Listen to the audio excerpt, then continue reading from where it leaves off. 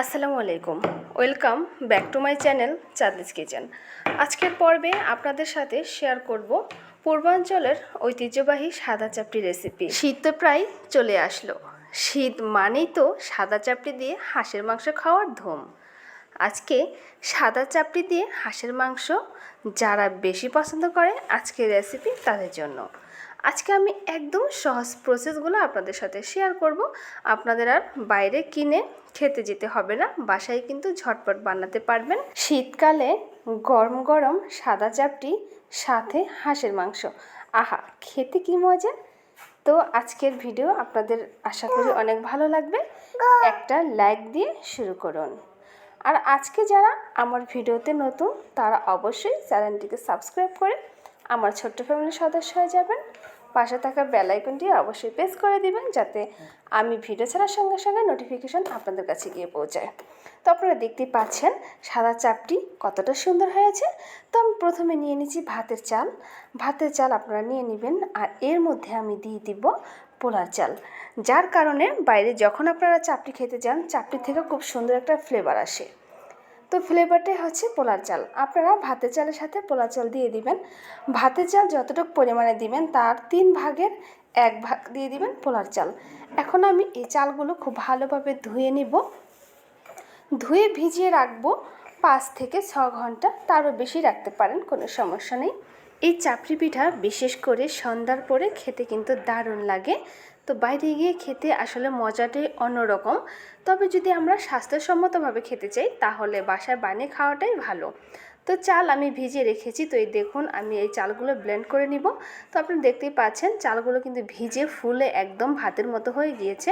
এখন এই চালগুলোকে আমি ব্লেন্ড করে নিয়ে এসেছি। দেখুন কতটা ঘনত্ব রেখেছি। আর একদম মিহি করা যাবে না, মিহি করা যাবে, তবে সেই চাপড়িটা খেতে আসলে অতটা মজা হবে না।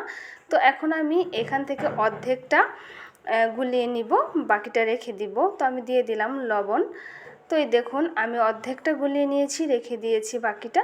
তো শুধু লবণ, আর কোনো কিছুই ব্যবহার করতে হবে না। তো পাতলাটা দেখুন কেমন করেছি, এইভাবে আপনারা করে নেবেন। আর যদি আপনারা হাতে তাওয়ার মধ্যে দিতে যান তাহলে আর মোটা করবেন। তো আমি যেহেতু চামচের সাহায্যে দিব এবং ঘুরিয়ে ঘুরিয়ে বানাবো, সেই কারণে আমি এত পাতলা করেছি। ফ্রাই প্যানেও কিন্তু এরকম পাতলা করে বানাতে হবে। তো প্রথমে আমি তাওয়ার মধ্যে একটু তেল ব্রাশ করে নিলাম। তো সামান্য পরিমাণ তেল দিবেন, বেশি তেল দিলে কিন্তু চাপড়িয়ে উঠে যাবে। তো এখন হচ্ছে আমি দিয়ে আপনাদের দেখাচ্ছি।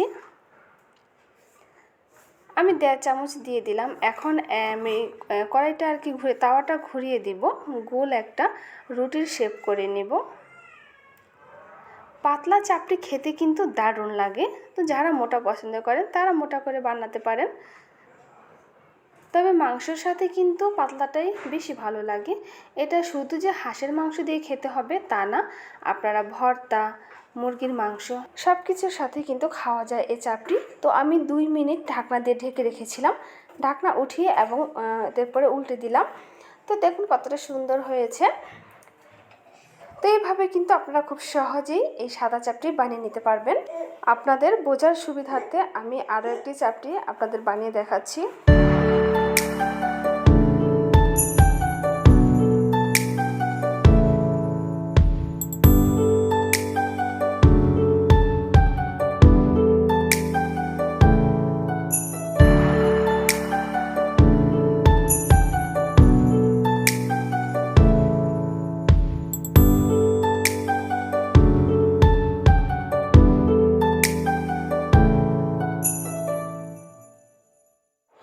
একই প্রসেসে আমি সবগুলো চাপটি কিন্তু ভেজে নিব।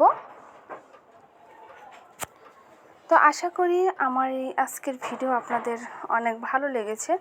আর অবশ্যই আপনারা একবার হলেও ট্রাই করে দেখবেন যে এভাবে বানালে খেতে কেমন হয়। আসলে কিন্তু অসাধারণ খেতে। তো দেখুন কতটা সুন্দর হয়েছে, একদম সফট আর হচ্ছে নরম তুলতুলে। দয়া করে সবাই ফুল ভিডিওটি দেখে যাবেন, কেউ টেনে টেনে ভিডিওটি দেখবেন না, আপনাদের কাছে আমার একটা রিকোয়েস্ট। তো আজকে যারা আমার চ্যানেলে নতুন তারা অবশ্যই আমার পাশে থাকবেন, আর যারা অলরেডি আমাকে সাপোর্ট করেছেন আপনাদের ভালোবাসা নিয়ে কিন্তু অনেক দূর এগিয়ে যাচ্ছি, আর আপনাদের কিন্তু অসংখ্য অসংখ্য ধন্যবাদ। তো এইভাবে যদি আপনারা সাদা চাপটি বানিয়ে খান আসলে অনেক ভালো লাগবে।